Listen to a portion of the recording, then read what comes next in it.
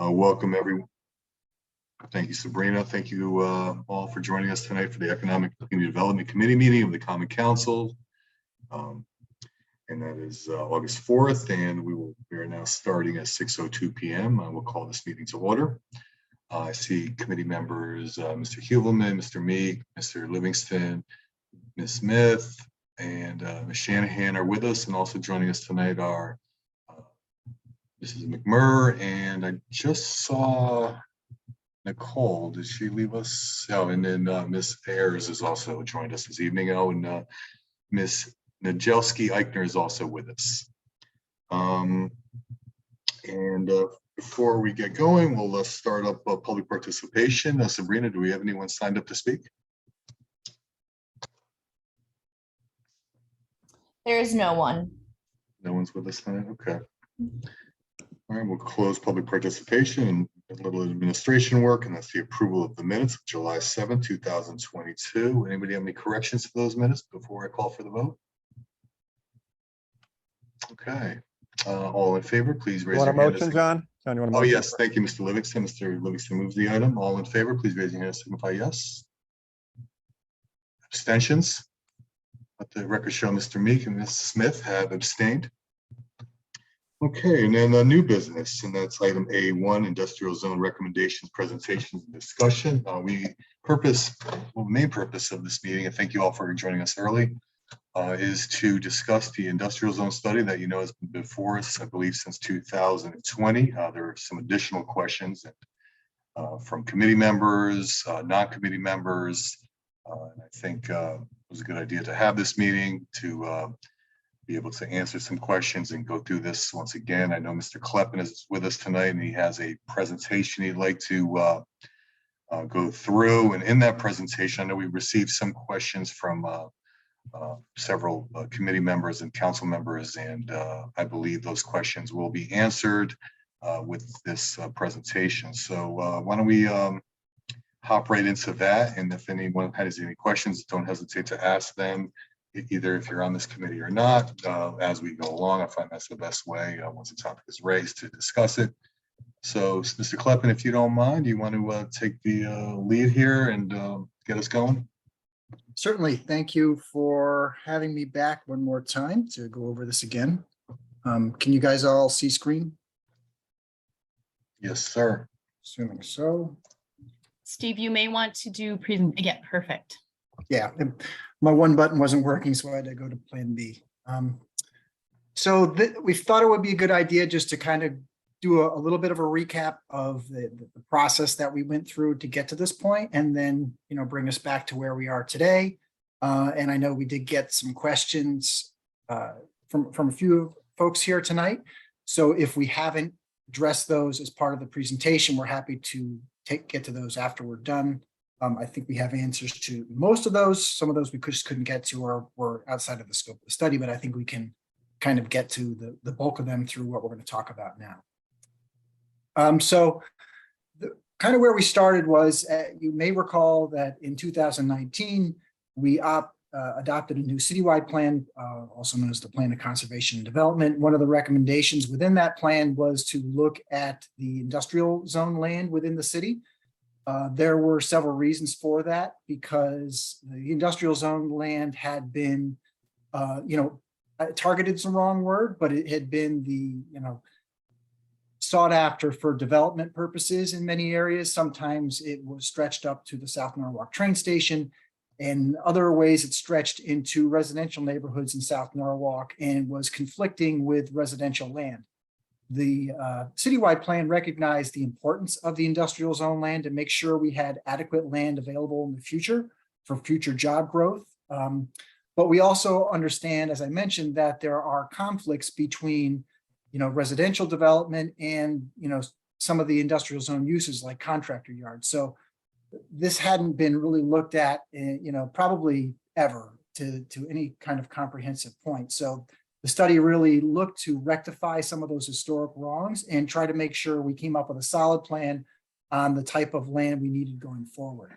So an oversight committee was put together. The members are listed at the bottom. For the most part, they consisted of some folks from council, At the time, the planning and zoning commissions were separate, so there were representatives of both those commissions, and several staff members were present as well as part of that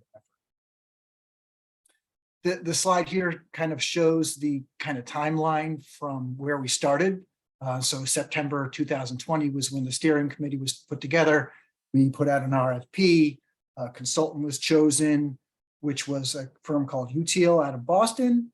They've been with us since this, probably getting close to 2 years now, working on this study as well as the industrial waterfront study.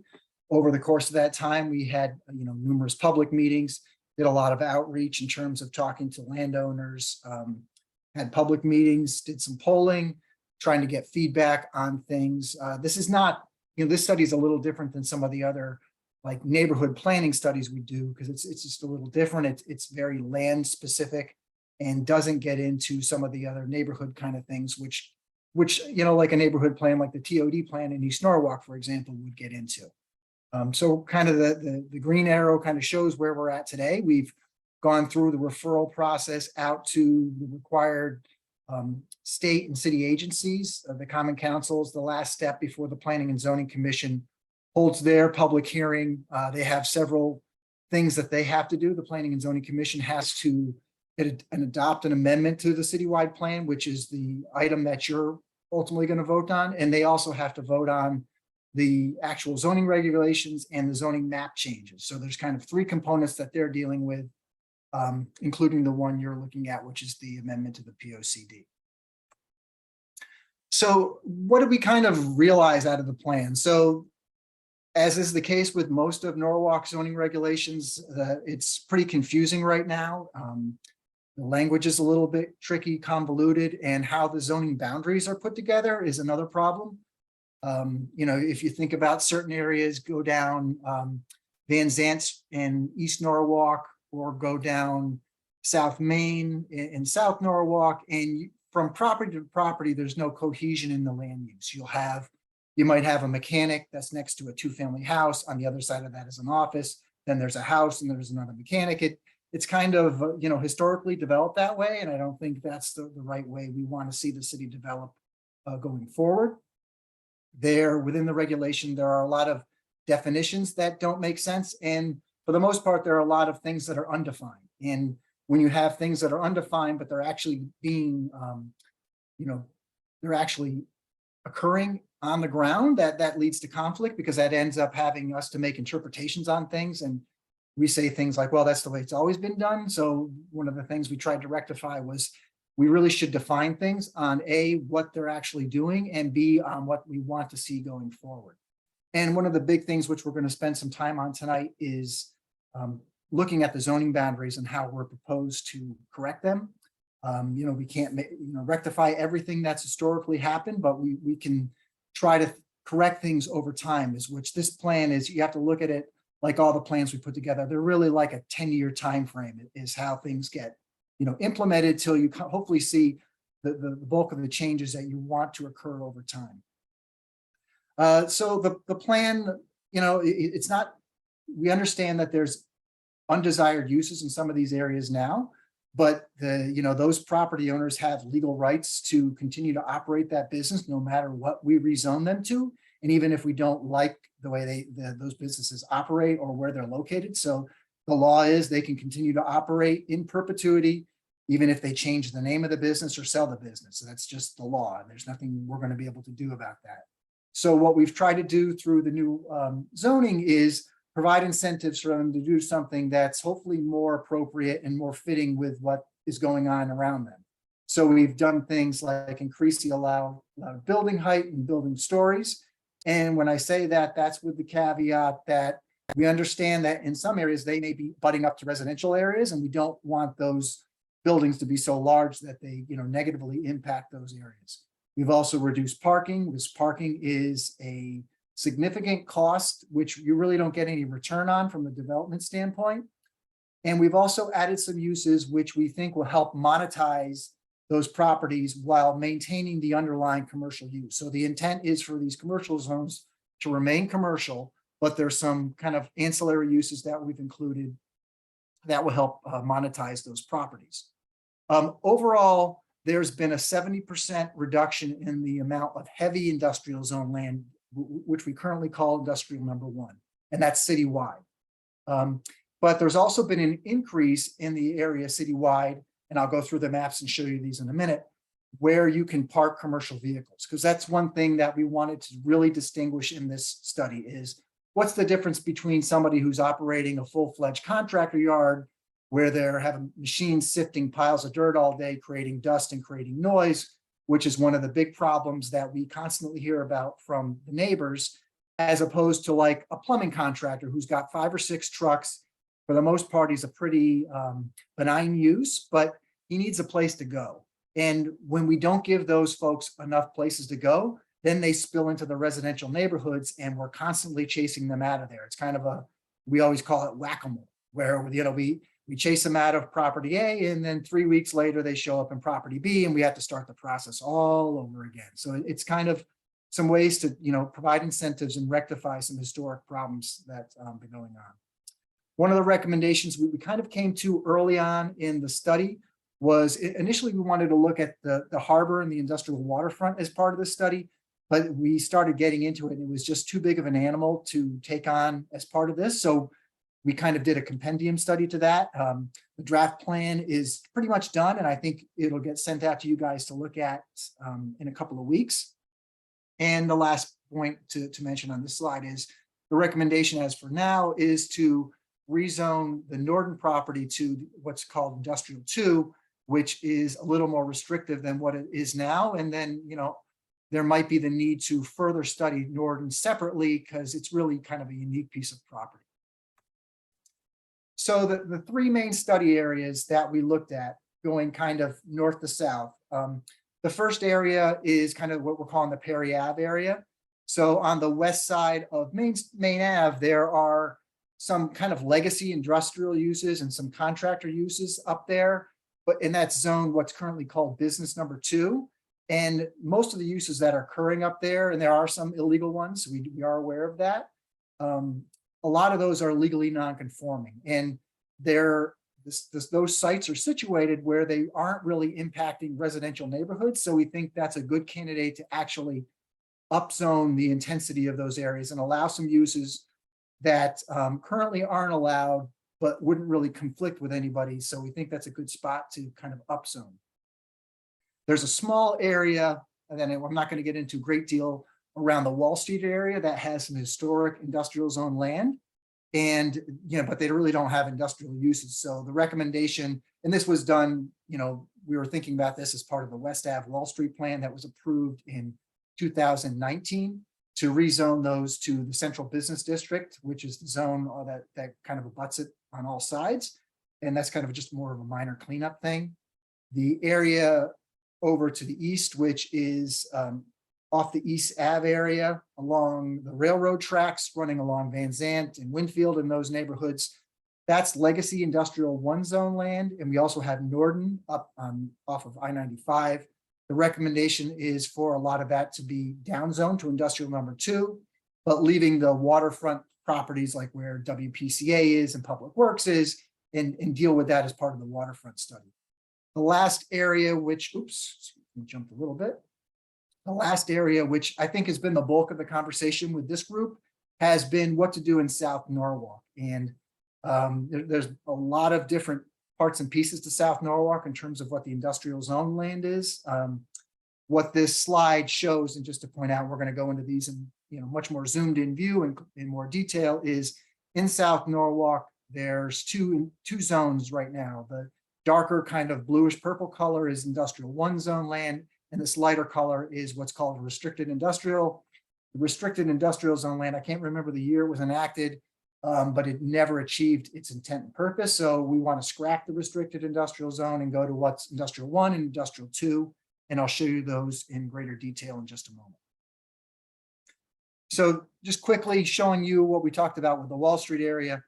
There's some legacy industrial zone properties off of Cross Street and a few more off of the High and Night Street area.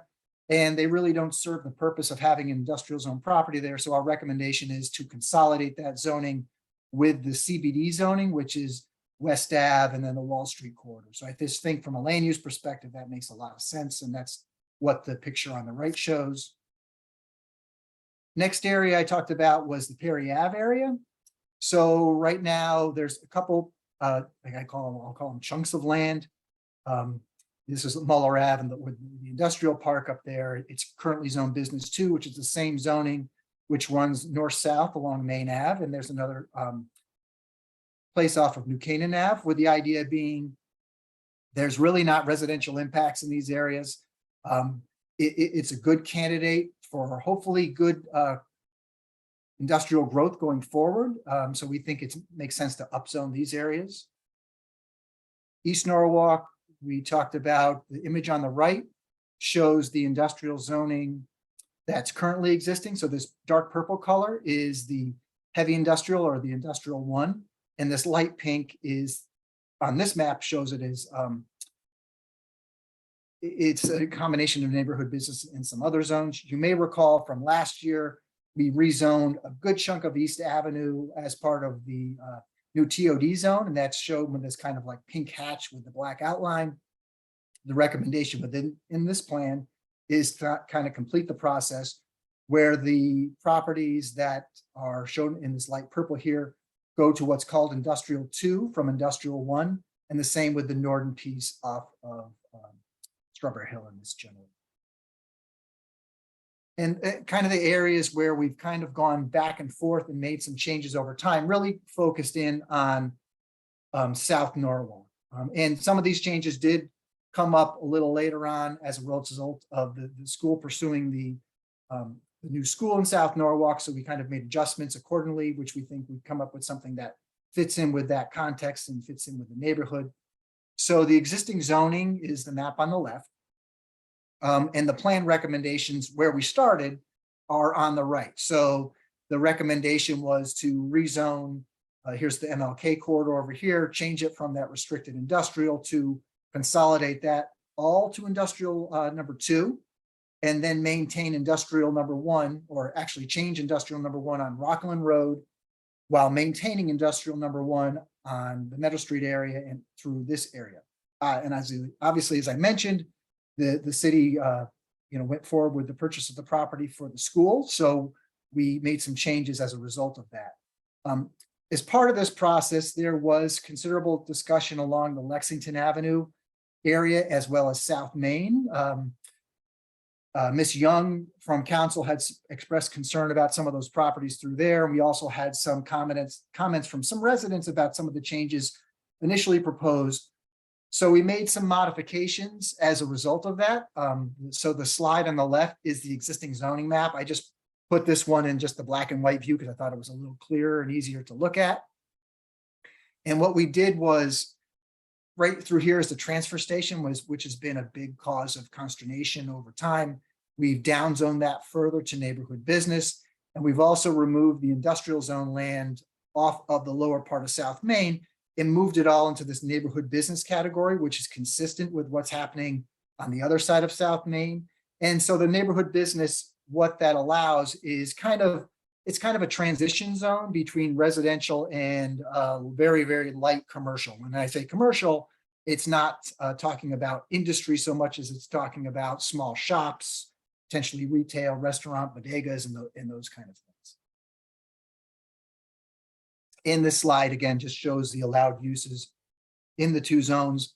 Column on the left are what we're going to call as of right uses or site plan uses, whereas the column on the right are the special permit uses. The difference, again, between those 2 is the as of right uses may or may not go to the commission. Even if they do go to the commission, the chances are, if they can prove they meet the requirements, that the commission is bound to approve those. Whereas the special permit uses gives the commission a little more discretion and takes into account other factors such as impacts on the neighborhood and the appropriateness of the use, and gives the commission a little more cover. Again, this is a further slide of that area. We cleaned up the Lexington Ave area, and I think we've rectified the issues there, because for the most part, where this kind of I'm not sure what color, it's kind of like a salmon color on the left, that's all C residence zone. And for the most part, Lexington Avenue on the western side, on the northern piece, and definitely on the southern side of it, when you get past Olean, for the most part, consist of residential uses, whether they're 2 families or 3 families. That's what the bulk of those uses are. So I think we've cleaned up the zoning. We've consolidated a lot where you don't jump in and out of one zone to the next from parcel to parcel. And I think it's just going to make for a more cohesive and protective development pattern for that area over time, because you may recall the initial TOD plan for South Norwalk had looked at this a little more intensively, whereas this plan kind of looks to protect the neighborhoods, which I think will help protect a lot of the de facto affordable housing that exists there and kind of diminish the opportunity for more intensive development, which should help the neighborhood over time. So the big areas that I think we kind of left off at the last conversation really focused around Meadow Street and then Wilson Ave in the proximity of where the new school is going to go. So the slide on the left, again, is the existing zoning map. And that's shown kind of similar in color on the right. So the first discussion point we had, and this might have gone back to your June meeting, was we'll look at rezoning where the school is going to go. Here's the site here, and there are about 4 or 5 small properties on the west side, which I think need to go hand in glove with the school site.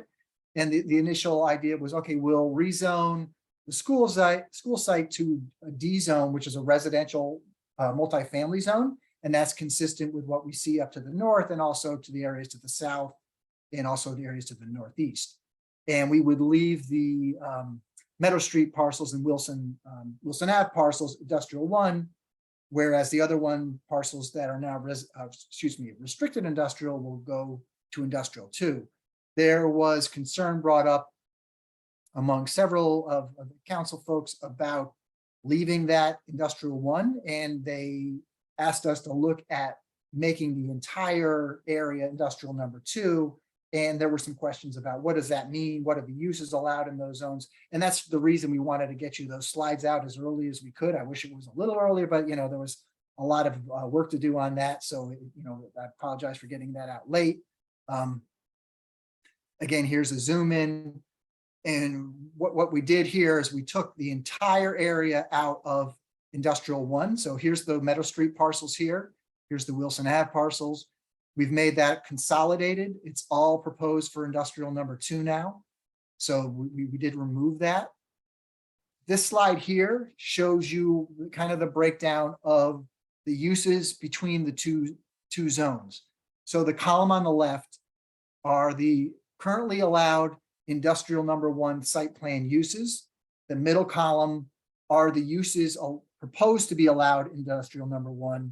And the column on the right is the proposed uses in I2. So you can see the proposed zoning for those Meadow Street parcels is really focused on this right-hand column. And the next slide shows the special permit one. So I think we can sit on this one for a second and just look at it and go through it. We're getting pretty close to the end of the presentation. So if you want to hold off questions for a couple minutes, and I'm happy to jump back to that slide as we go forward. And because I'm pretty sure there'll be some questions that pop up after that.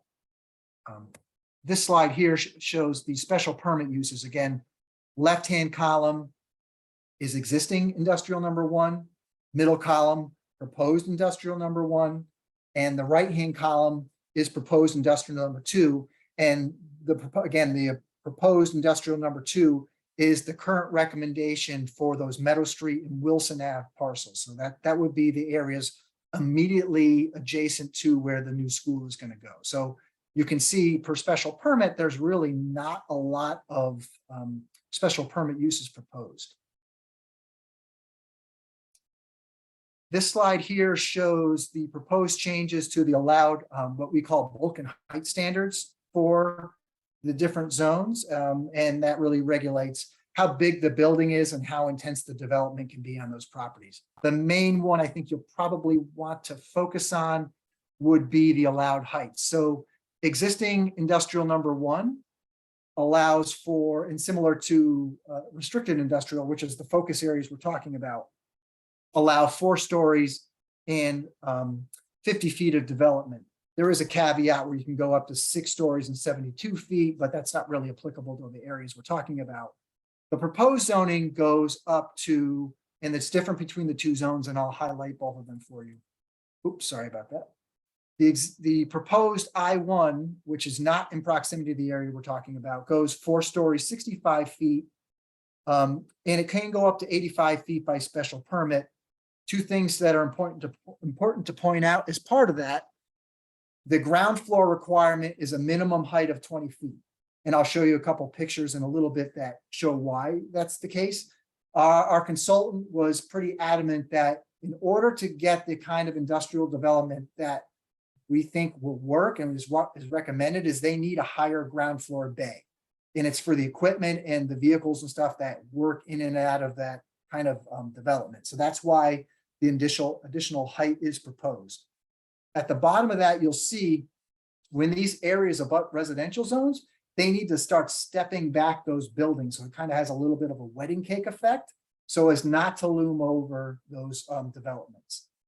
The I-2 zone, which is the area immediately adjacent to the new school site, is 4 stories, 65 feet max, has the same caveat about the taller ground floor, and also has the same step back requirements when you're talking about residential zones. You don't have the ability to go up to 85 feet in this area. So that's hopefully clear. And for comparison purposes, I wanted to show you a couple of buildings that you might be familiar with. This is the new building near the train station. This is the 1 Chestnut Street building. This is a 4-story, 65-foot building. The ground floor here, I think, is probably about 15 feet. So this level here with that ground floor upper story window is probably close to what you might see for a height. The other building we wanted to show you for comparison purposes is 230 East Avenue, which is the Brim and Crown building. And this is a 4-story, 65-foot building. So similar height, what you might see realized in some of these new developments. And here's a couple of more recent examples of developments. This is kind of what we're shooting for. We're not looking for, and I think the picture on the right is, to me, one of my favorite examples. This would definitely be one of the larger buildings, but it kind of shows the kind of development we're thinking about here. It's not smokestacks. It's not, we're trying to eliminate heavy truck traffic with, you might see through distribution centers, but I can't sit here and tell you there won't be trucks coming in and out of these developments, or there won't be trucks coming in and out of any development. It's just in the day and age we live in, with the way our society's developed, with distribution and packaging and kind of constant FedEx and Amazon deliveries at our house every day or every other day. There's going to be vehicles and trucks coming in and out of these areas. Just, I can't, historically rectify that part. And kind of some key takeaways. Again, some of this we talked about, but I'm going to just highlight it again. So currently, this citywide, there are 513 acres zoned industrial 1 or restricted industrial. This plan and the current zoning recommends reducing the heaviest industrial by over 75%. We have, as kind of a caveat, it's a give and a take, increased by over 45% the areas where someone might park commercial vehicles. And there are conditions that go along with that in terms of screening, impacts, how we regulate the noise and activities on those sites. Up on the Main Avenue area, which I talked about, Muller Park, there are 41 acres going from a business 2 to a heavier industrial. South Norwalk specifically, there are currently 168 acres zoned industrial 1. At the end of this, there's only going to be 8 acres. But overall in South Norwalk, if you calculate the existing industrial 1 zone land and the existing restricted industrial zone land, there's a 70-acre reduction in the amount of industrial zone land. And that land is being rezoned to either residential or to the neighborhood business, as we showed along Lexington Ave and in and out of Lean Street and all those little side streets through there. Over 20 contractor yards are going to become legally non-conforming as a result of those proposed changes. And as we discussed, they can continue to operate in perpetuity regardless of whether they change the name or change ownership whatsoever. One thing also very important to point out, in my opinion, and people don't like to have their businesses changed to legally non-conforming. I fully can appreciate that. But in this instance, there's really zero impact to how they operate their business today. We've actually offered up to some contractors some language that would allow them to move things in and around their site, because right now they might have the north side of their site be all where they keep their materials, on the south side of their trucks. Maybe they want to add another building to store trucks or vehicles inside. We're going to allow them that flexibility within their sites, but at the same time, being cognizant of when they are budding residential neighborhoods, there's going to be additional restrictions in terms of how far they have to be from the property line, and also additional requirements for landscaping. As some carrots to realize better development on some of these properties, we've allowed increased height and number of stories. We've reduced the parking requirements. We've allowed boutique and light manufacturing in more areas of the city where they're currently not allowed. And we've also lowered the threshold on what applications have to go to the commission. So right now, if you're over 20,000 square feet of development and 25 parking spaces, you go to the commission. So we've upped that to 50,000 and 50 parking spaces. So we've lessened the burden of approval and lessened the expense that goes along with that. And we've also allowed some additional complementary uses to actually increase the viability of their properties. Some other initiatives that the city's undertaking in South Norwalk, because I know this came up at a couple of different meetings and in some of the questions. Overall, the city's putting in over 200 new trees in the area, putting in playground investments in Boughton as well as Meadow. And as part of the connectivity and mobility study, there's additional sidewalks going into the tune of $2.5 million, new crosswalks, staircase reconstruction, new bus shelters. We're also conducting an affordable housing plan, which will have a big impact on the city as a whole, but also South Norwalk. We, working on facade improvement programs as well as residential loan programs. There's additional neighborhood cleanup efforts going on with the installation of new cameras and lights, working with volunteers to do cleanups of the neighborhood, as well as increasing blight monitoring and enforcement on that front. Some environmental efforts the city's working on. You might have read about the heat sensor study, which is a citywide study, but it's going to have significant impacts in, kind of shed light on things in South Norwalk. We're working with CERCA, which is a state agency through UConn, on a South Norwalk coastal resiliency study, and working on funding for a citywide climate action plan as well. So again, these are going to have direct benefits and direct impacts on South Norwalk as well as the broader city. We're also working on additional transportation initiatives in the area, such as pedestrian safety, and also, are there ways we can divert truck traffic to get them out of some of the residential neighborhoods and try to put them on the main corridors where they'll have less impact on folks.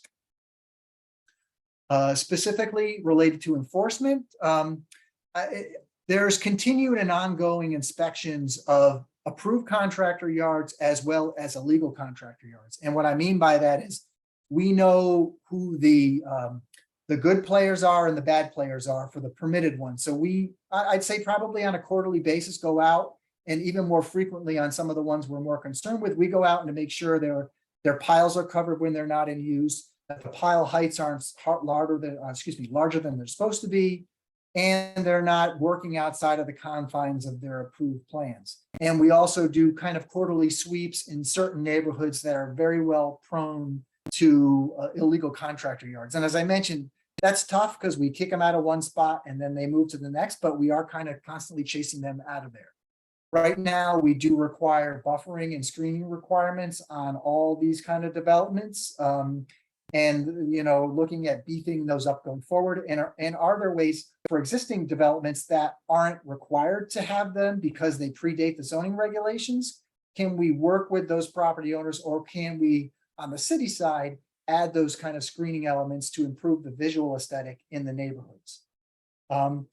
And just to point out some recent projects that have gone through, we've required them to put in those kind of, instead of the really loud beeping backup alarms, the kind of the buzzing ones, which meet the OSHA requirements, but they really don't have that noise impact that the residents that live by hate.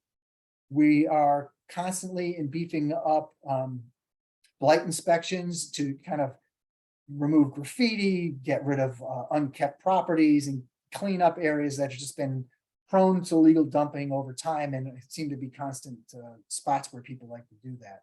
The health department also is, unfortunately, I didn't have a chance to really work with those folks to get numbers and data on the complaints that they deal with, but they are very active in terms of air monitoring and also working with Connecticut Deep on odor complaints on those things. So, it's another group that's involved. And also we're looking at continued coordination with kind of very regular and focused meetings on enforcement across all these different city agencies, as opposed to thinking we're, you complain to health and that's the last you hear about it. But, these complaints tend to cross department lines. So we want to, the more departments we can focus on problem properties at one time, the more results and more pressure we can apply. And just going forward again, here's just that timeline. We are kind of at the end phase of things. We're in front of you guys now, hoping to get your blessing to move forward for council approval at one of your upcoming meetings. From that point on, the Planning and Zoning Commission will hold their public hearing. So the public does have another bite at the apple at this. It's not the final done deal. And once that's done, the amendment will be included in the POCD, and then the new zoning regulations and map changes will become codified. That's all I have for presentation. I'm happy to take questions and pull the slides back up and go through anything that I went through too quickly. All right, thank you, Steve. Just real quick, let the record show Ms. Young joined us at 6:08. So let's open it up to committee members first for their questions, and following that, other members of the council. Anyone on the committee would like to have a question? Ms. Smith? Actually, Mr. Meek raised his hand first, and I do know that he said that he needs to leave a little early, so. Yeah, the floor is yours. Go on. Thanks. In a couple of minutes. Sorry if I missed it. That's a lot. You're managing a big part of the map. I was curious. There's a zone that's you said you're going to revisit it later. That was for marinas. It looks like it's off the inlet of Woodward Ave up there. What is the longer term plan for that? So yeah, I'll try to, unfortunately have a lot of windows open, so let me see if I can work my way back to that. Yeah, so as that pink corner that turns gray on the other map, and it says you're looking at it later or something. Yeah, there is, and I probably can just talk to it. There's a separate study that is just wrapping up of the waterfront and the harbor. So basically from Wall Street, harbor properties, all the way down to, the edge of the harbor. And it was a land use study of the waterfront properties themselves. That one doesn't have as specific zoning recommendations because a lot of those properties had different options that were all seemed suitable for those properties. So when we get to the public phase of that process, what the final zoning will be will, kind of flesh itself out at that stage. Thank you. The second question, there's no mention, and maybe I'm just new to this. There's no mention of like footpath or curb maintenance or any different language on that, where there's not a sidewalk, there's a asphalt footpath, etc. Is that like completely out of scope here? Sort of out of scope, yeah, because we were basically looking at the land use piece of it. So any development project that comes forward after this will be subject to having to, city standard sidewalks, etc. And as I think indicated in one of the slides, there are some additional transportation related studies ongoing, not only complete streets, but also transportation master plan related that will have road improvements that will take into account new sidewalks, crosswalks, and those kind of things. Okay, thank you very much, Stephen. And thank you, Barbara. Smith? Yeah, thank you, Mr. Kaides. First, thank you, Steve, for all of your work on this industrial zone study, and Jess as well. And thank you for listening to the committee and other members of the council. I appreciate the change to Industrial Zone 2 on Meadow Street. Now that, once it became clear that we were going to be putting a school in that area, that's, brought up a lot of concerns for a lot of us. So thank you for taking those seriously. What you addressed that were some of my, biggest ones here is to make sure that, as a city, we're committed, this isn't actually part of the industrial zone study, but as a city, we are committed as council, I think we've all expressed this, very committed to creating a safe, vibrant, family-oriented community around this school with safe streets to schools, the planting trees, the enforcement. So, I appreciate you including that in this presentation tonight. What I'm wondering is if you would just, for the public, and I think, to ease some of our minds, is to go through the special permit process. Some of those, special permits that might be asked for that maybe we might feel uncomfortable with some of those uses. So what would that special permit process be? What is the, the public part of it? And, just so that we can hear that. Sure, I apologize as I scroll through. Hopefully I'm It's okay. not making anybody dizzy. So there are, and I'll start like at kind of like the very beginning. There are 3 types of permits that planning and zoning gets involved with. One is just a zoning permit, so that you might want to put a new deck in or put a pool in, so you come in and you get a zoning permit. The next step up is called a site plan application, and that is an application of the Planning and Zoning Commission. The site plan application lays out very specific standards. So you have to, the building can't be any bigger than the zoning regulations allow. The use has to be appropriate. You have to have the right number of parking spaces. The traffic increases or traffic that is a result of the new development can't end up with a negative impact on traffic. So that would be kind of, that's like in the site plan world, that's the one, killer for them as an applicant. They have to make sure they have stable traffic flow, aren't a decreasing level of service. If they meet all those standards, the commission really doesn't have any leeway to say no. They're very limited into what their scope is. The special permit, it goes a step beyond that, and it has a whole different set of criteria that are applied to these kind of applications. Some of the language is a little fluffy and a little ambiguous, and most special permit language sometimes is. And that's kind of sometimes a double-edged sword, because it gives you leeway to say, we don't think this is appropriate or not. And sometimes, but you've always got to back up your decision and your analysis based on the facts in the record. So even if you look at some of that fuzzy special permit language, you've got to have facts to back it up. But the key things that the special permit criteria look at are really, and in terms of how this might impact the neighbors or residents, is what are those specific impacts? Are the activities on the site going to create a lot of noise? Are they going to create a lot of environmental problems in terms of, will things bill out into the air, dust, because there are potential pollutants that could come out as a result of these things? And if the commission is not satisfied that the applicant can't, mitigate those potential issues, then they have the ability to say no. So the courts do give the commission a lot of leeway on these applications, but all those decisions have to get backed up by facts within the record. So that's really where any land use case comes down to, is what the evidence and testimony the Planning and Zoning Commission hears and takes into consideration as part of those applications. So what we do is, in collaboration with all the other city agencies, whether it's TMP, code enforcement, fire marshal, health, we all have, and I should say DPW, WPCA, water authorities, they all weigh in on these projects to make sure what's being proposed is something that's viable long-term. And we try to weed out any of those impacts ahead of time before they get to the commission stage.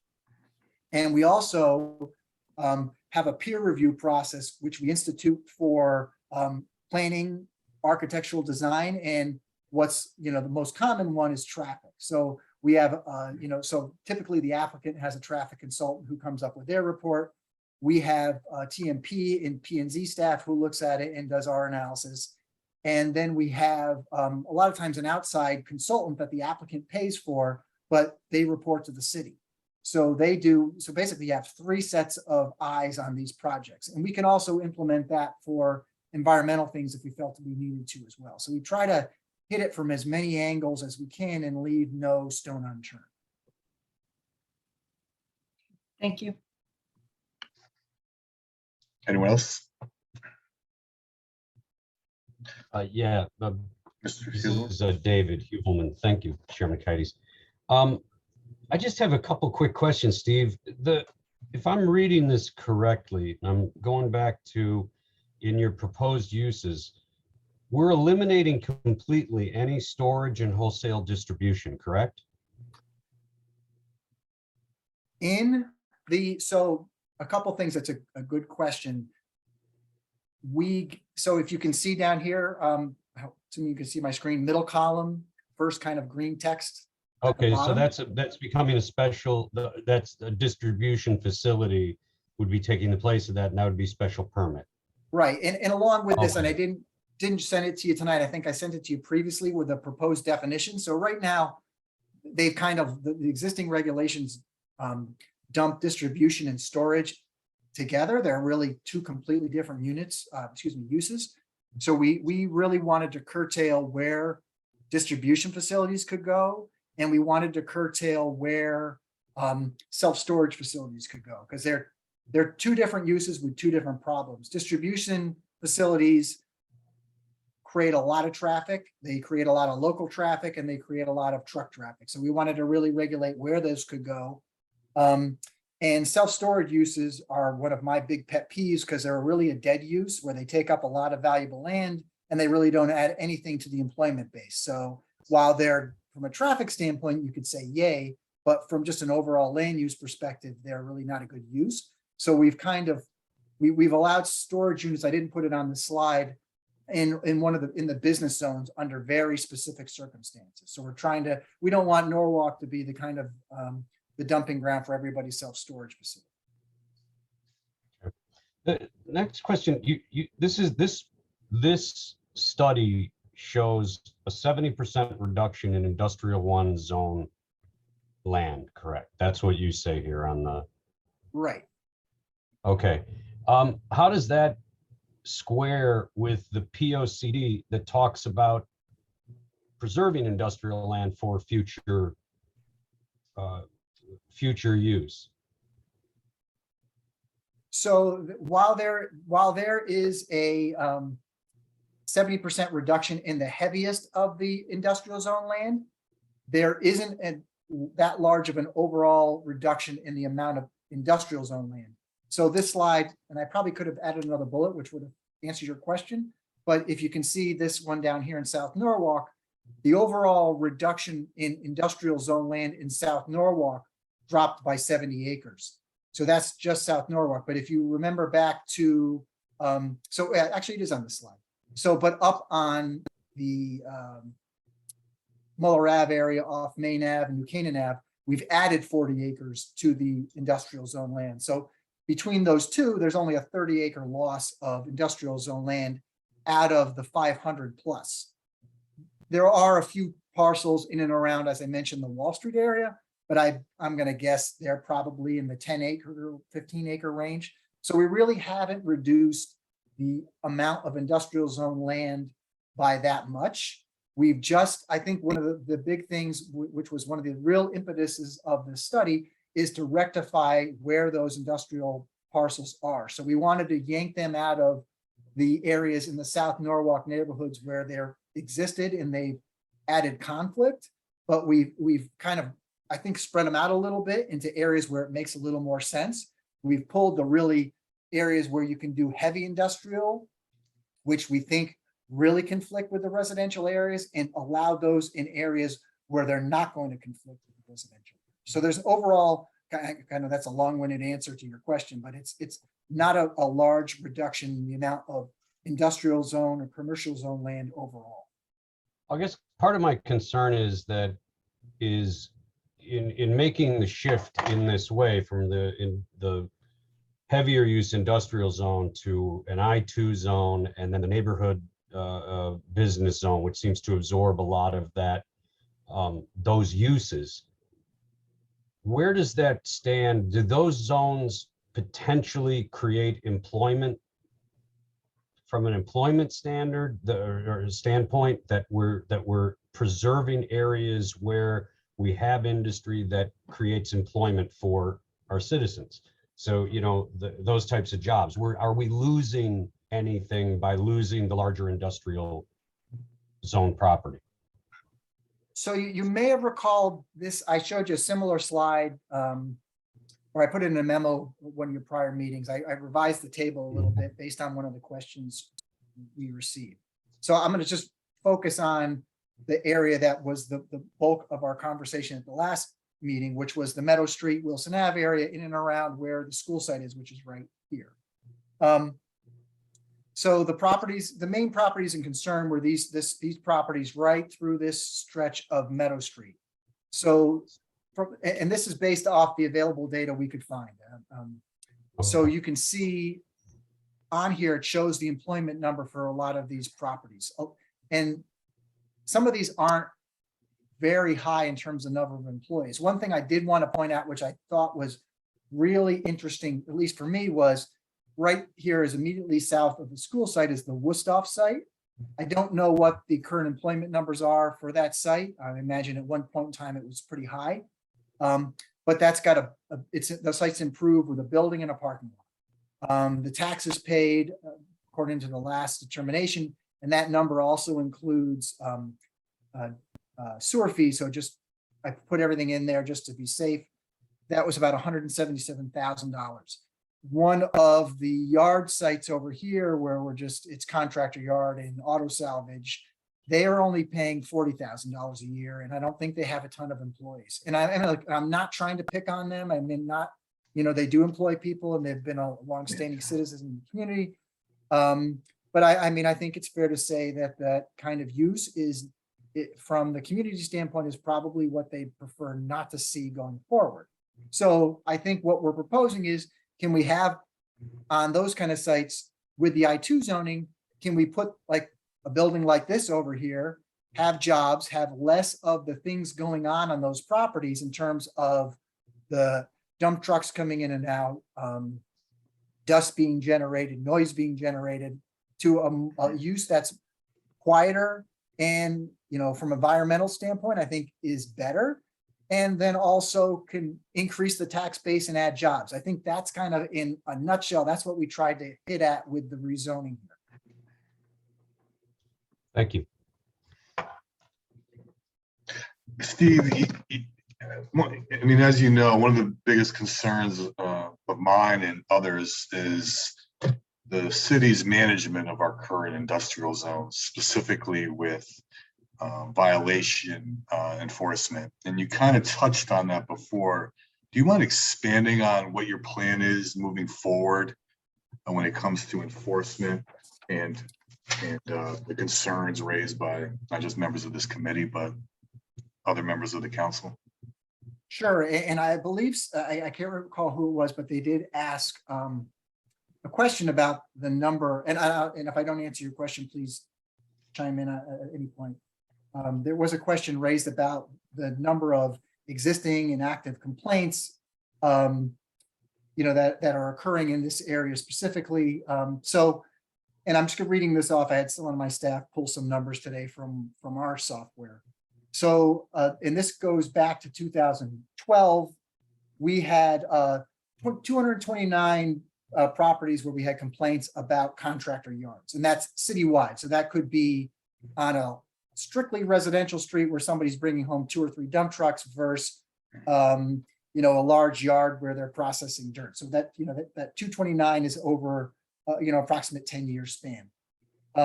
Meadow Street, we've had 13 complaints in that time frame. And then in Wilson Ave, we've had 5.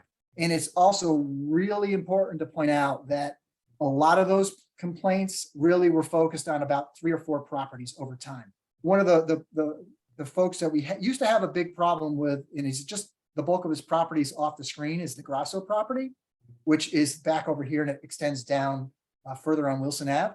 But if you've gone down there recently, gone in that area, a lot of the things that he used to do, which used to kind of run afoul of the zoning regulations, he's not doing anymore. He's kind of shifted the use and intent of that property. And I think probably for the better for him and better for the neighbors and better for the city. So the bulk of those kind of issues over time have, in terms of contractor yards in this area, haven't really materialized in the way people think. I think from an enforcement standpoint, what we're doing today, and I think it's an ongoing thing, what we've started, we've had conversations with Ernie Dunamis, with Darlene over the years about, and this popped up, I can't remember when, there was a business on, it might have been off of Olean Street, where they had a wood burning business. They made this kind of high-end firewood, and that really was something the neighbors hated because it was a lot of odors, it was a lot of noise, and they were using chainsaws from 7 a.m. to 7 p.m. And that's when kind of the conversations really precipitated with me about how do we deal with all these illegal uses in the area, whether it was guys bringing tree trucks home, different contractors and so forth. So from that point on, we've proactively gone out on really, I'd say on a quarterly basis. It's not specific to a date. We go out and we sweep those areas and try to flag them. And with these big contractors as well, we go through there quarterly and sometimes more often on some of the ones we're more concerned with. And we go on site, we measure the piles, we make sure that they're watering the piles when it's dusty. And the health department also does similar things to look at the dust. And we also are cognizant of the noise as well. So that's kind of like from the zoning enforcement piece, what we've been doing pretty consistently for the last couple of years. Do you feel there's anything that any tools we can help add to your arsenal to help you be more effective and more proactive in your approach to zoning violations? Because I mean, it's obvious as day, there's a lot going out there that may fall under your radar, and I think folks even would be a little hesitant, not so much hesitant, but just assume that's the way it is and not report these violations. Yeah, in addition to the quarterly sweeps, we respond to every complaint that we get. So, and I mean, there's definitely some eyeballs in the neighborhood that are looking at these properties and bring them to our attention when they see something, and we'll go out and, we set up a couple of years ago, we have a standard operating procedure for how we handle our enforcement within the P&Z office. So a complaint comes in, I want somebody out there within a couple of days, they're out there, inspections done. And then within a couple of days, if there's a violation determined, we send out our notice. Once we go through our citation process, we're bound by those guidelines in terms of the timeframes within that. And sometimes that can be a little frustrating for folks. That process is, we went through that pretty painstakingly with the law department to establish those guidelines and make sure they're consistent with state statute and the dates involved. And there are very specific notice requirements that are involved. Most of the time now we kind of expedite those and we use a marshal to deliver those notices because it speeds things up in the hearing process. But I think the only other thing would be just, we finally are at the point where we have a full P&Z staff again. And you were very generous to us last budget cycle. We do have another position pending. I think that'll be another body in the office, which will free up a little more staff time to go out and look at these things proactively. So I think those are all pluses. Okay, thanks, Steve. I'll open it up to questions. Anyone else on the committee have any questions to add? And Steve, if you don't mind, maybe taking your sharing away so I can see everybody. Oh, there you go. Oh, thank you. Ms. Niederker or Eichner, I see your hand raised. Thank you, Councilmember Kides. And thank you, Steve. And I really want to start by thanking you and the rest of your team. I know this has been a tremendous amount of work. I had a good conversation with Jess about this, and I really want to thank her for the enormous amount of work that she has put into this. And I really appreciate the vision overall and the ways in which this is intended to move forward. The overall planning process for the city to align with the overall goals of the city. And that said, and I want to, I think, acknowledge something that may not be obvious to everyone, who's listening from home, but part of this is driven by the fact that the zoning regulations, the zoning, the industrial zoning has not been updated for decades. And it's really important that we're taking this step to do so. And I do really support that. I want to sort of stake out a position from the beginning that this is a start to that process. This is not intended to be the be all and end all for the next 30 years. And I feel very strongly about that. I think that this is a good start. I think that the cleanup will be helpful. I hope that it will start encouraging people to be very mindful of their residential neighbors, to think about appropriate uses of their property. I hope it will be encouraging the city to think creatively about how to get non-conforming uses out of areas now that we've sort of clarified where where the boundaries are. But I also think it's very important to state that these designations can be and should be revisited, certainly sooner than 30 years from now. I'm obviously very passionate about the Meadow Street and Wilson Avenue corridor, and really particularly the Meadow Street side, given that the housing that is across the street there. I think Wilson Avenue, because it is industrial on both sides of the street for a good portion of that road, is of a little less concern. But Meadow Street, I am appreciative of the move to I-2. I think that is a step in the right direction. I very much doubt that that is the long-term appropriate zoning for that street. And I very much look forward to pushing to have a continued process of revisiting how we might better zone that street to strongly incentivize uses that are more appropriate for the residences across the way. And I've said this before, but I will say it again, particularly given that we have public housing across the street there, we have a particular obligation, in my opinion, as a city to make sure that we are not exposing our residents to environmental risks that they should not have to undertake, particularly when we have placed them there and made that housing available to them. So like I said, I really applaud your responsiveness to the community, your responsiveness to the council, and the shift for those parcels from I-1 to I-2 in this study. And I really hope that we can go further. And again, this is not the time or the place necessarily to address this, but I will put forward, again, something that I've said before, which is that I think this entire area, now that the school is going in there, we really need to think strategically about the ways in which that neighborhood is going to be redeveloped. The price pressures in Norwalk, we just saw yesterday. Thank you very much, Sabrina, for sending that around. That Norwalk is part of the third most expensive housing market in the nation. We're in the top 5 lowest vacancy rates in the nation. We have a vacancy rate of rental housing in the city right now of 1%. With the school coming in and the associated cleanup in the neighborhood, it is obviously going to increase the potential for gentrification. What I want strongly is for the city to work creatively and thoughtfully, as I know your staff is very capable of doing and is already doing and is doing with the MLK corridor, is doing with Wall Street. I'm just pleading for that same attention to be given to the neighborhood around the school, and in particular the Meadow Street, Wilson Street stretch and the housing north of that, to think about how we can make sure that the community members who have lived there for decades, who have endured the inconveniences, the environmental risks of this sort of industrial abutment of their residential zones, then can benefit from the development that is likely to come to the area. Can we get creative about how we incentivize affordable housing, how we incentivize mixed use developments that will employ people in the neighborhood, will provide additional units to decrease some of the pressure on rent rates? Can we, think creatively as a council about rent control, about rent stabilization, about property tax abatement? Can we use this industrial zone study as the starting point and not the end point for this neighborhood?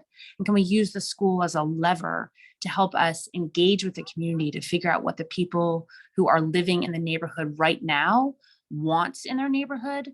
We've heard very loud and clear they don't want contractor yards. And I think we need to then take the next step to figure out what do folks want there? How can we make their vision come to life for this neighborhood? And so, with the changes to I-2, I'm willing to support the industrial zone study. I recognize that it does a lot of really valuable things for the city. I'm very grateful for that work. But I just want to, close by emphasizing again that this has to be a start, particularly for South Norwalk, and not the end, and that we need to think more creatively, more long-term, with yet more vision, and get more community conversations about making sure that the school is really a center of a very vibrant community that respects the folks who live there and that works very proactively to make sure that the coming development improves the quality of life and doesn't push people out. And I think that that's a goal that I'm really confident your department is capable of managing. And I want to applaud you starting here, but just say we're going to keep pushing for more. So thank you. Thank you, Nori. Well said. Any other questions? Okay. You do have two You people. I'm have two sorry. people. You I'm have sorry. I'm sorry. I didn't see Nicole the and hands David. up. Yeah, I'm sorry. Nicole, I apologize. I didn't see the little hands. Please. No worries, Mr. Chair, and thank you for the opportunity to speak. I want to echo some things that were said by my colleagues, but also give this perspective. I would like to thank Mr. Kleppen and Jess and all those city workers who contributed to what we're looking at in regards to the industrial study. You emphasized in the presentation that I was able to go through with you tonight a lot about the Meadows Avenue. I have concerns throughout those areas that you have identified as industrial zones, but let's look at what you emphasized on tonight. In the Meadows area, in one of the slides, it said something about, and I'm paraphrasing, I'm sorry, about some way to hide or guard or protect or make the facades of these industrial areas more pleasing to the neighborhood, either with moving them right off the sidewalk, adding trees or something. Prior to joining this meeting, I took a drive down Meadow Street because I wanted to make sure that I was speaking and giving good information of what I've observed. Can you please, if possible, speak a little bit to that? I'm not anti-industry, and I do agree with Nora, the I-2 is more favorable, and I do agree with my colleague in that this is a step for us to do more things, but I want to know what that change in the facade of Meadow Street is going to look like, and honestly what the time framing of that is going to be, if you can answer that, and then I have another question. I can probably answer some of that, and then I think Jessica might be able to as well. I think so if you have a new development, so let's say there's a piece of property and somebody comes in and develops it from scratch, we can apply a lot of the standards in the books and require beefed up standards from what is there today in the current regulation. So that's kind of easy to do in terms of, we want you to make, have a bigger buffer off the property line, better landscaping, fencing if necessary, make it look a lot nicer and hide what someone might find objectionable. With existing developed properties, and keep in mind, a lot of those uses that are in that area either existed before the Norwalk adopted zoning, or they existed before the regulations were in effect that can regulate them in terms of landscaping, screening, whatsoever. So those ones are a little harder to deal with in terms of going on their property and beautifying them. So that's where I think it would occur on the city side of the property, to the extent we have the land available and the ability to do that. Okay, so thank you for that. I have been a proud resident of the city of Norwalk for 42 years. And I have said to my colleagues before, what came first, the scrapyard or the housing development? And I've yet to get an answer to that. That section of Meadow Street is longstanding. So based on what you just said, because they are already presently there, there is some limitations in what we can do.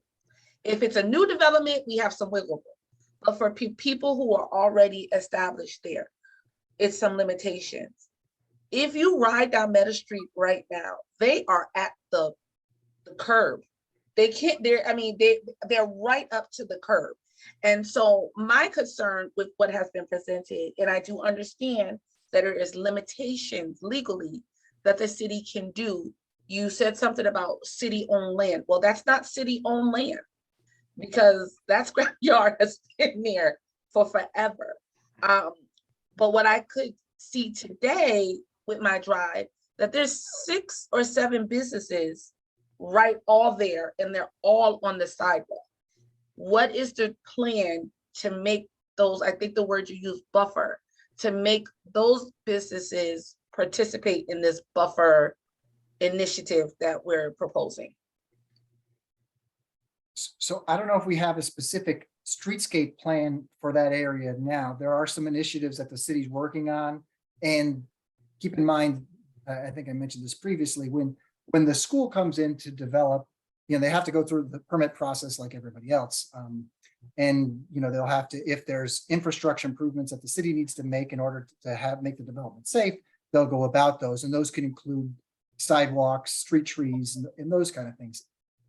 I don't know if that directly answers your question, but it's hard on, I don't think we have the ability to go on somebody's private property and then tell them they need to move their stuff back 10 feet so we can plant, put in a berm and trees. I don't think that's something, I don't want to lead that down that road expectation wise.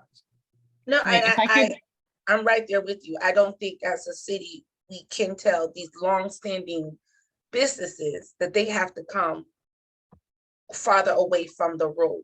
So again, with knowing that information, even if we do the new reallocation of I-2, how much of Meadow Street is really going to change? That is my concern. So just wanted to add a little bit of extra context here too. We are working with the TMP team on the transportation master plan, and the consultant that we have been working with citywide is called FHI. We went back to FHI and we asked them to be able to amend the plan for the city to be able to include a subcommittee that focuses on South Norwalk, specifically around the new South Norwalk school site, knowing that we have $1.5 million to commit to sidewalks. We also have the funding for trees and funding for streetscapes. We've talked a lot about trying to work actively to connect with the businesses that are down there to be able to increase screening along their fencing, as well as to increase the buffers as well. And those are things that we all need to do. So I wanted to highlight the work of the Transportation Master Plan and the team, because I think that that group, that subcommittee that will come together will be very helpful in being able to identify traffic and transportation improvements and connectivity improvements in the area itself. It doesn't speak to the businesses that you're talking about that go right up to the curb, and it doesn't speak to some of the buffering that you're talking about, but I think that that's one really important effort that we need to put forward in making sure that we work with the Board of Education to be able to solidify that subcommittee group with residents in the neighborhood to help us identify where those sidewalks need to go and how we're going to incorporate those sidewalks into the actual neighborhood itself.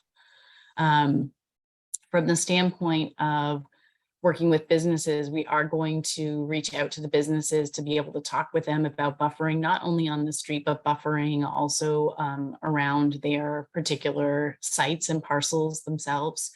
We talked a lot about the screening and the fencing that needs to happen as well. So I think more than anything, the industrial study doesn't necessarily address all of these items. However, between the work that we've done with the MLK corridor over the last couple of years, as well as the highlighting of the industrial study and thinking about South Norwalk and how the uses of the parcels are working in South Norwalk, in addition to the new school being announced in South Norwalk, it really has allowed us to highlight some of the challenges that are going on and identify where we can use the MLK, the ARPA, the GGP funds to be able to make move the needle on these things. And we're fortunate to be able to have some funding in place to be able to explore these things to a greater extent.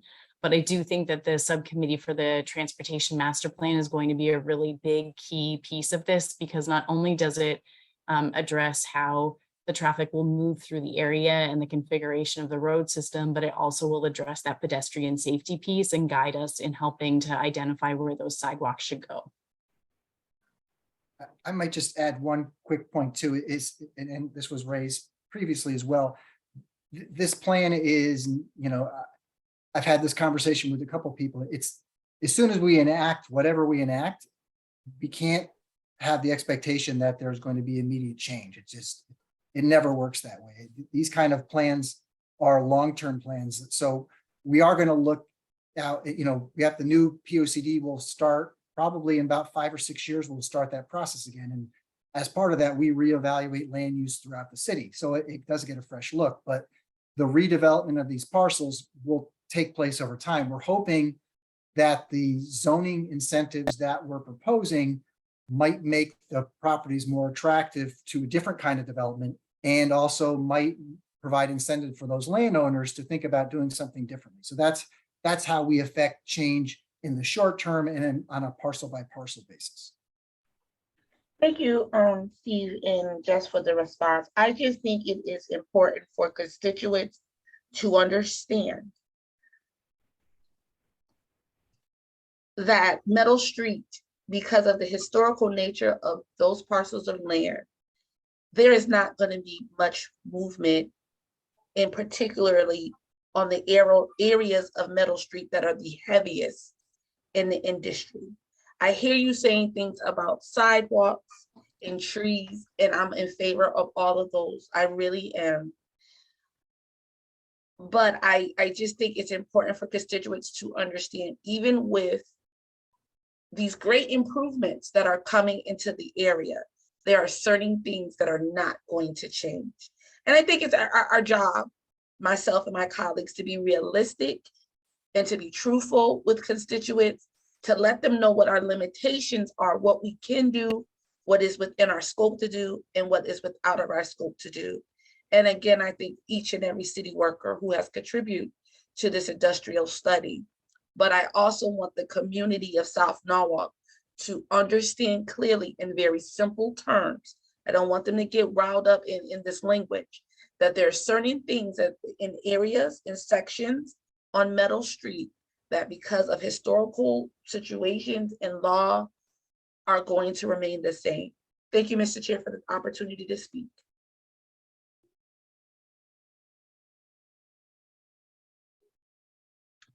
So thank you, Nicole. Mr. Hewlin, I see your hand up. Yes, thank you, Mr. Chair. Just real quick, again, Steve and Jess and your teams, thank you so much for the work that you guys have done on this study.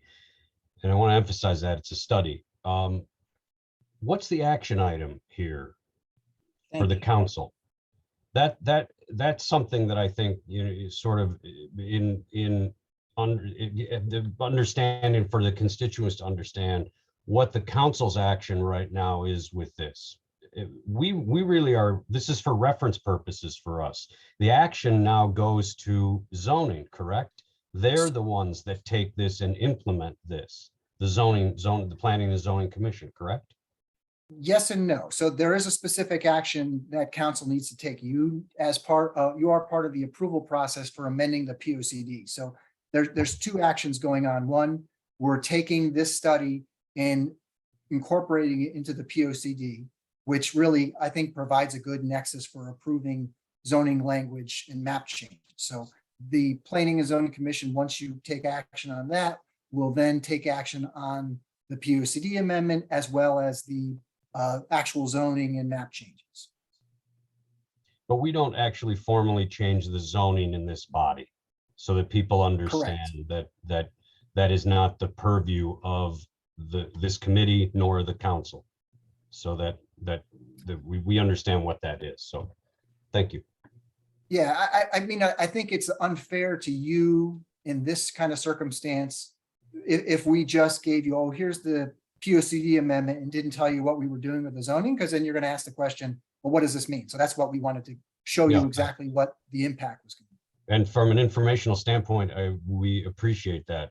I know I do, and it's needed, but I just wanted to be clear on what the next steps are and how we fit into that process. So thank you. Okay, any other questions before we move on to the next item? Yeah, Ms. Young has her. Yeah, Oh, yeah, thank- Chairman. So I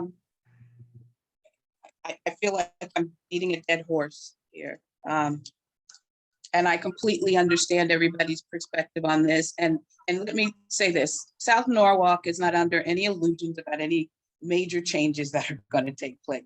I think, we talk about how many complaints in the last 20 years. Well, when you live in a community that you don't have a lot of say over what goes on to begin with, complaining and picking up the phone about a business that's doing business and not the best way just doesn't happen. And so collectively as people, because I'm sure none of you would want this in your neighborhood, and it's not in your neighborhood, it's in South Norwalk, right? Where low income folks, people who live in public housing, who need assistance, homeowners, there's a plethora of different types of levels of where people live, how they live in South Norwalk. But at the end of the day, it sounds as if, and I shouldn't say sound as if, it really is, and I think Nicole hit on it, we don't have a lot of say on what is going to take place. It is not going, no one thinks that this is going to happen overnight. So that statement seems a little off-putting. I've lived in South Norwalk for 30 years, and it's probably been like that for 100 years, to be honest about it. Nicole, you said you grew up here, and it's not just about Meadow Street, it's about South Norwalk. I just shared a picture of Boughton Street with one of the council members, and I wish I could share the video with you of the business that has 2 trucks above the fencing that they have to hide all of their rock crushing, and they have actual bulldozers on top of those piles. That is completely unacceptable. I don't know what community that would be okay to happen in. And so there are a couple of things that need to happen. And we know that a lot of those businesses aren't going away. We can't make them improve their properties with buffers or additional fencing. We cannot enforce that. We hope that they would become good neighbors and make some significant changes, but that's very doubtful. We need enforcement. And so I think that's a bigger question. When you have, at this point, businesses that continually violate or operating out of, I don't know, what we would consider to be good practice, what do we do? What do we as a city, what do we have in our arsenal to say, hey, it's been 3 years, you've got 10 violations or however many violations over the past 3 years. So what do we do? So it sounds as if we're saying, sorry, folks that live here, this is what you get until these folks leave, which won't be anytime soon. And so deal with it. And that's what I'm hearing. I appreciate Nora saying what she said, because I believe that, Nora, this is just a start. And there's a whole lot more that needs to be done. And maybe we can't make any significant changes at the moment, but there are some things that need to be done. And enforcement is one of them. Having some sort of system. I've been to those hearings. Our fines are too low. There's not enough, we don't have enough teeth or strength or anything to really, I don't want to say force, but make folks do the right thing, because you expect them to do it, but they're not doing it. You go to a hearing, you get away with it, you come back again, you get $100 fine, you come back the third time. Like, I think the whole process needs to be looked at. But again, I appreciate that we are looking at it because it's taken too long. It should not have taken this long for the city to do that. And so I think I've said that to you, Steve, that I do appreciate the fact that you brought this forward, because I do recall when you mentioned it to me, that you thought it was time that we really look at it, look at the zoning regulations. And so we're doing it. But again, we're saying we're doing all of this, and then you come back to the South Norwood community and say, sorry, this is the best we can do, but then you expect people to then want to pick up the phone and call about a violation. It doesn't quite match. But this is a start. It's not just about Meadow Street. There are major violations in all little nooks and crannies within South Norwalk, and we need to have better enforcement.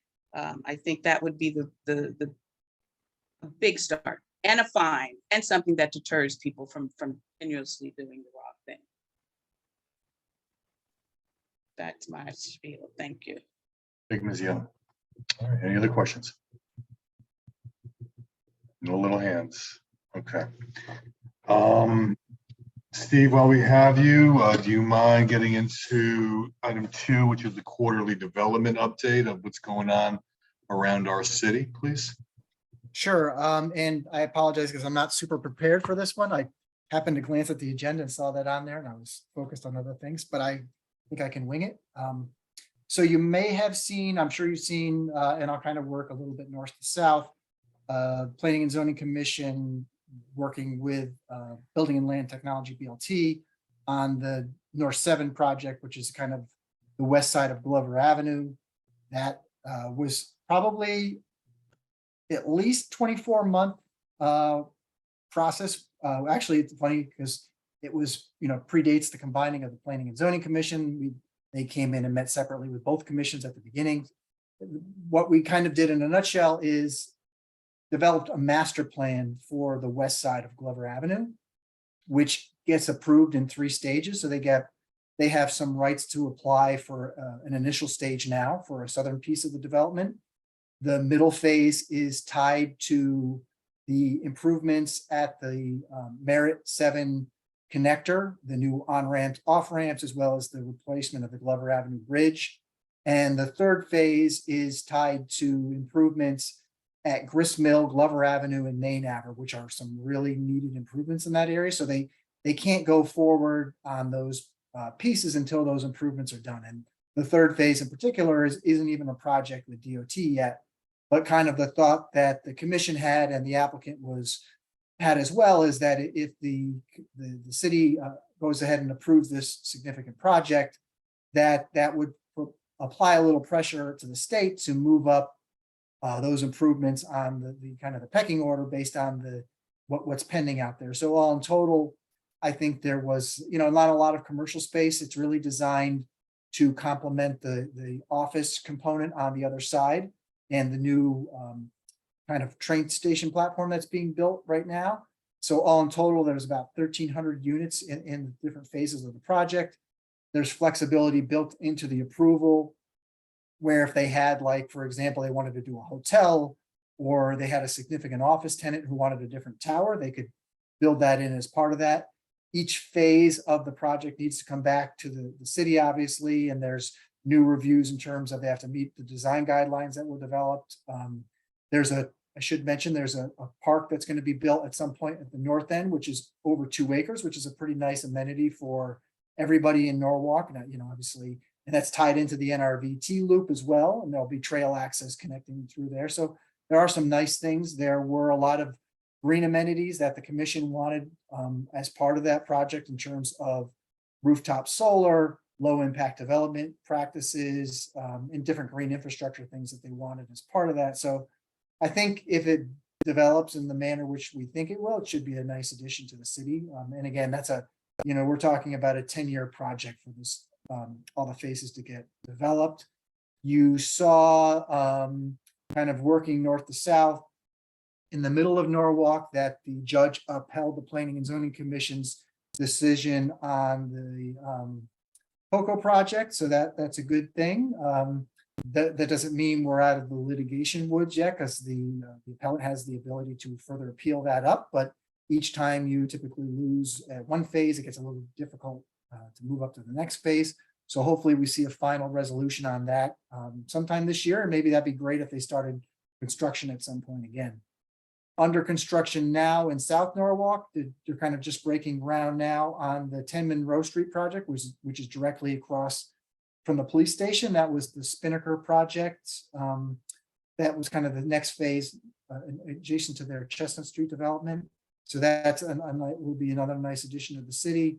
I'm trying to think, I know there's one I wanted to talk about. Oh yes, in East Norwalk, the first TOD project that's been proposed under the new regulations is in front of the Planning and Zoning Commission now. I don't know if you have, if you haven't seen it, I will send out a link. I sent in the past the kind of development project map, but we have, there's a link on our page that has all the applications that have been approved and the ones that are pending with the commission. And on there are all the application materials. So you can see the different, renderings or elevations, all the studies or everything that's gone into those projects. But that's, I think, is going to be a really attractive project once it's built. There are a couple traffic issues with that one in terms of, it's further complicated because there's the state road as well as city road through there. And there's some funky intersections that we're trying to rectify now as in conjunction with this project. So once those kind of final design pieces get done, the traffic study gets finalized, the peer review is complete, and then they can have their public hearing. So that's kind of the big projects that are going on. As soon as I'm done here, I've got to zip over to the Planning and Zoning Commission because they're in the middle of a public hearing on a couple other projects. One of was the Schoolhouse Academy on 32 Weed. I would say right now, in terms of intensity and workload, this is the busiest for applications I've seen the Planning and Zoning Commission since I've been here, coupled with the never-ending amount of zoning permits that are coming in. I told my staff that, oh yeah, well, this little bubble is going to stop. Everybody's, once we hit through the COVID wave, it was going to slow down. But every day I go in, there's more permits pending, and they just kind of give me this look.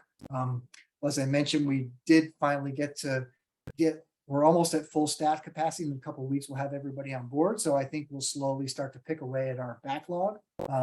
But I mean, that's a good thing overall, that it's shows interest in the city, shows there's a desire to be here. And as I think, and I apologize, I forgot who mentioned it, the report that went out, you can see we are in a super tight housing market in this area. It's kicking rents up. There's just not enough inventory. I think a takeaway, and I read all the comments on whether it's Nancy or elsewhere about, oh, we're just building. It's just, I think that's a falsehood. I think we've come up with a plan on where we want to build, and we've, identified those areas, and we've said, these are the areas we want to see more intense development. And there's reasons behind that, because they're tied to infrastructure, they're tied to transit facilities, et cetera. So that's where we've targeted development, and we want to see development there. So that, I think that's kind of being realized. Any questions? All right. Thank you, Steve, for your time, not just with this, but with your presentation for the industrial zone study, and keep up the good work. I think Chairman? I'll see you soon. Chairman, I have a question for Oh, yes, Ms. Young. Steve. So how would we go about increasing fines? What does that process look like?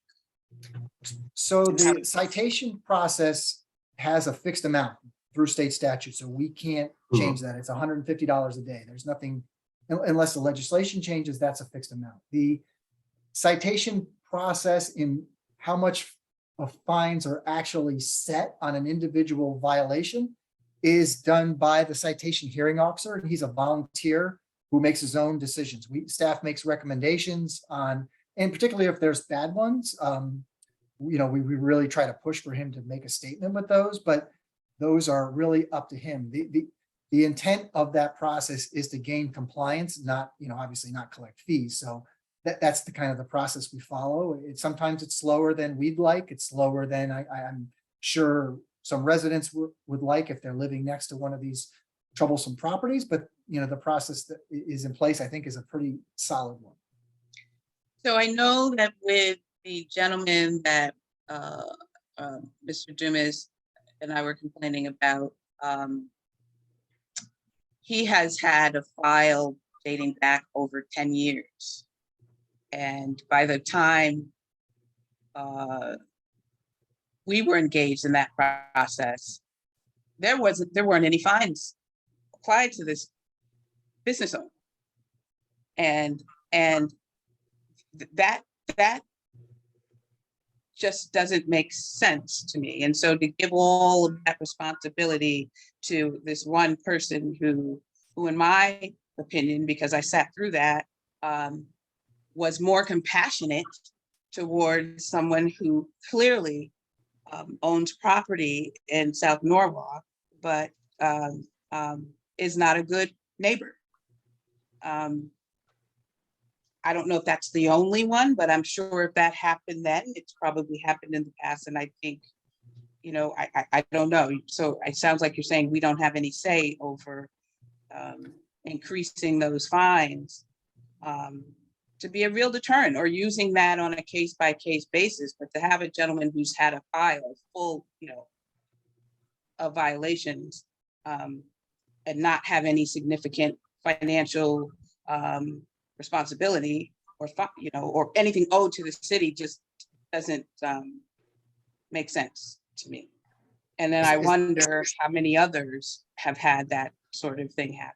And I'm not talking about fining residents who might, there are some residents who might have blight on their property and are chronic violators as well.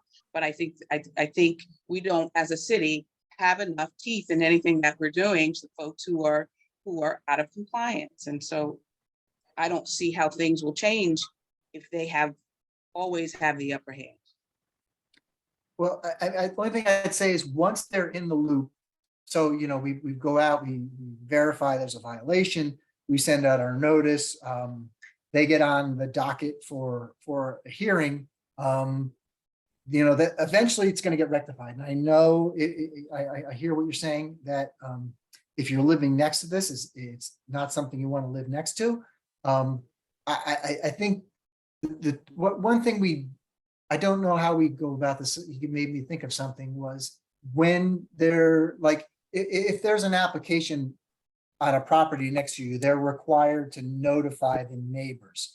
A lot of times with violations, the neighbors want to be left out of it or anonymous just because they're worried about repercussions. If, sometimes some of these guys are, maybe they might be worried there might be something happening as a result of this. I wonder if, and I'll double check with the law department, if we could look at including the neighbors on the notification process when the hearings occur, because what happens a lot, most of the time the neighbors don't show up. They'll complain and they'll follow up with us like, when is the hearing? Maybe they'll watch, but people are very reticent to comment at those meetings. So in all fairness to the hearing officer, he's hearing one side, and sometimes it could be a song and dance about, oh, I had this go on, I'll get it done here. He comes back a month or two later and he's made a little progress, but hasn't resolved it. So it kind of kicks the can down the road a little bit. So that I do see that in the process, and that has led to a little frustration on staff's part. But I'm wondering if there's a way we could try to get the other side of the story from the folks who are really impacted to get more. So he, the citation officer, whomever it is, understands that this needs to be rectified sooner rather than later.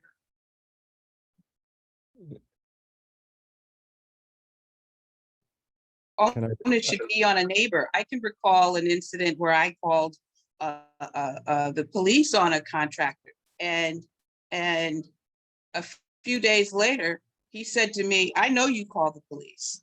So but I didn't care and said, "Yeah, I did, and I'll do it again if you keep doing what you're doing." But I don't know if the onus should be on a resident who might feel retaliated against. To say that we then will institute a fine, or you need to hear the other side. If a contractor, whomever, homeowner comes back 3 times. That should be enough to say that clearly they're not listening. There's the desire to comply is not there. So I don't know. But I think looking into it, I would appreciate that to see what we can do. And my last question is, how many oh God, you said permits do you have waiting, particularly in South Norwalk and contractor yard or that sort of thing, or what? Oh, I don't know the number of pending permits. There aren't any contractor yard permits because of the moratorium. So that nobody would have submitted at this point. We Oh, do get great. inquiries once in a while, but yeah, there's nothing no pending. application. Our No hope is to application. have, correct, yeah, so unless there was something. Right, correct. Oh, I didn't hear you. You answered that question? You said right. Yeah, there's nothing pending that I'm Oh. aware of. Thank you. So if I can just add, Darlene, after you made your comments in the last segment, I sent a note to Jess. I think we need to look at our ordinance to make sure that we are levying the maximum fines allowed under state law. As Steve says, it is dictated by state law, but let's just make sure that we have updated it. Steve, maybe or maybe there are other things we can do, but I think, and I won't speak for Lisa, but I think it's something we should send over to ordinance if there is something we can do. Thank you. Mr. Chair, this is Nicole. Yes, ma'am. I'm sorry, and I know I'm not a member of this committee, but I just want to say what I just heard being spoken to about the process of the fines. Is this the committee that would look at that process, or would that have to go to another committee?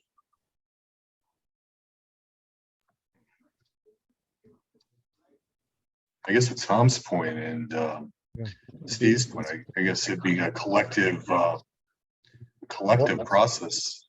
So it would touch multiple committees, is my understanding. I'm sorry, I know we're more than 6 months in, but I'm still learning on my feet. So it would touch multiple committees? My guess would be that it would, if it's an ordinance, it'd go through ordinance committee. That would be the typical place it would go. I know my only hesitation is I don't know whether any specific zoning regulations.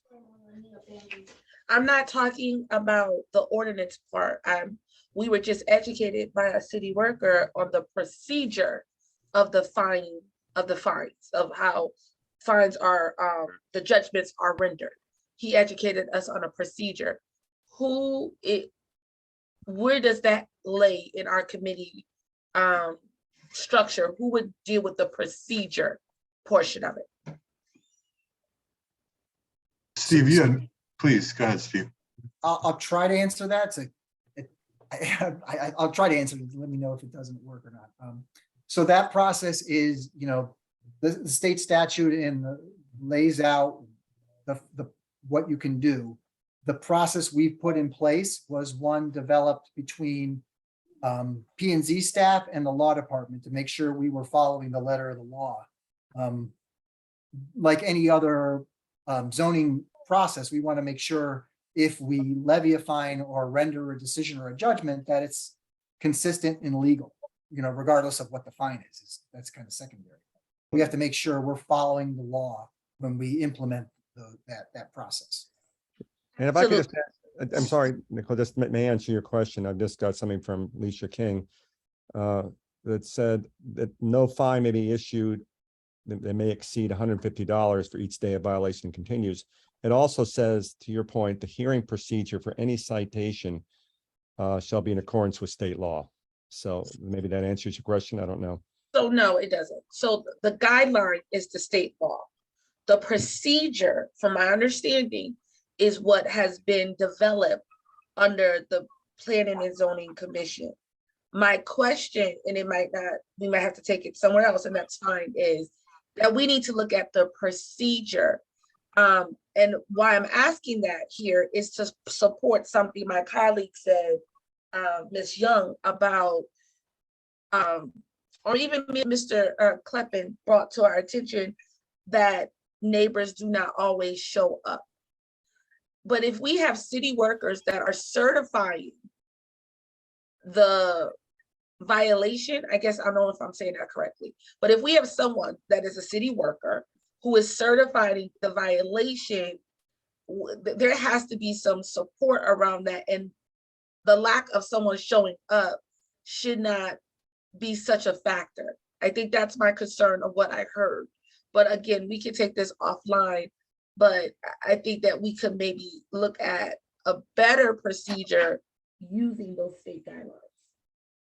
Just want to weigh in here for a second. So I think it's definitely something that's governed by state statute, along with blight violations as well, and some of the other violations that we have and the other citations we have in place. And I think the best way to move forward is to be able to write a list of all of these fines and be able to argue with our state delegation that they're not effective in the sense of being a deterrent enough to stop the behavior in which we're trying to stop. The idea here is not to actually collect fines. The idea is to stop the behavior. So where is that tipping point where the amount is enough to stop the behavior that is unwanted? And I think here it's not only zoning, but it is blight as well. It's something that we really struggle with. So I think it's definitely one of those broader conversations with the state delegation that we need to have. Yeah, and I should point out too, that just because the citation hearing officer renders a fine, it doesn't mean anything stops. What we didn't get into this, but what we also can do, and again, it's not always a quick process. If there is a really egregious violation, we have the ability to issue a cease and desist order and then try to take that individual to court. We do have one in process right now on a property that built something over the property line. It was just a bad process. But if there was like somebody that was really egregious, that's something we could, another avenue we could pursue.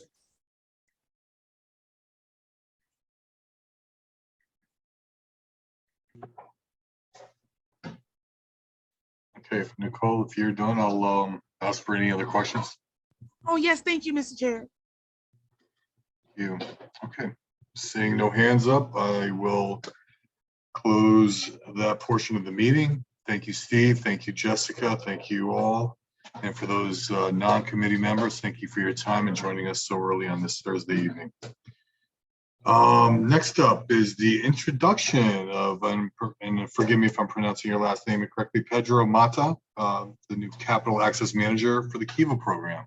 Yes, that's perfect. Oh, that's my Greek. That's my Greek coming out there. Yeah. No, that's how does the joke go? You can call me anything you want, just don't call me late for dinner. So I'll make it very brief. I guess I don't want to take too much of everybody's time, but I'm the new guy and working with Sabrina to set up basically a funding platform through this organization called Kiva. Where we will have a portion of it will be somewhat crowdfunding. And so the businesses that I'll be assisting to get set up with this will have to basically provide a high level business plan as well as their wants and needs for these dollars. And I believe there's a certain threshold of something like they have to get 30 or 40 people to kick in some money. And then it opens up to the entire world, which they can earn up to $7,500 at basically a 0% interest loan. And then for WMBE, we have an additional set of funding that we can apply when those conditions are met. That too would go through the Kiva platform. So the whole Kiva interface is what manages that process. So next week, I finally get training on their tool. But in case nobody's familiar with it, I would suggest go to have a peek. I've actually been using it for several years to give micro lending out across the globe, typically South America. And that would be, more like loaning $50 or $100. But, it goes through that whole process. They return their loan and then you can give the money back. So it's definitely a feel-good event. And in conjunction with that, I'm helping to outfit the space in Belden to become our new business center, which is where I'm going to be working out of. Oh, excuse me. And anyway. And let's see, there's so much I had prepared a deck, but I didn't bring it tonight. So I still think I need to get Jess and Sabrina's final sign off on that deck. But long story short, I'm the guy that's going to be giving money to small businesses all around Norwalk.